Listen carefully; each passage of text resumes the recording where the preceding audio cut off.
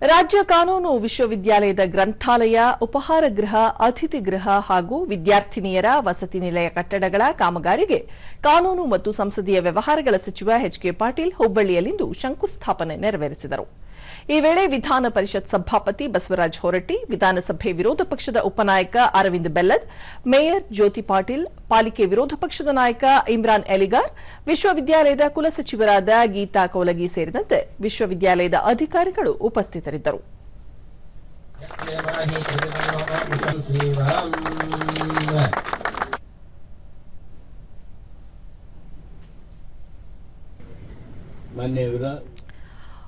ಬಳಿಕ ಎಚ್.ಕೆ. ಪಾಟೀಲ್ ವಿಶ್ವವಿದ್ಯಾಲಯದಲ್ಲಿ ಸುಮಾರು 39 ಕೋಟಿ ರೂಪಾಯಿ ಮೊತ್ತದ ವಿವಿಧ ಯೋಜನೆಗಳನ್ನು ಕೈಗೆತ್ತಿಕೊಳ್ಳಲಾಗಿದೆ.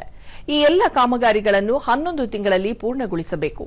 ವಿಶ್ವವಿದ್ಯಾಲಯ ತನ್ನ ಸ್ವಂತ ಅನುದಾನದಿಂದ ಯೋಜನೆ ಕೈಗೆತ್ತಿಕೊಂಡಿರುವುದು ಶ್ಲಾಘನೀಯ ಎಂದರು.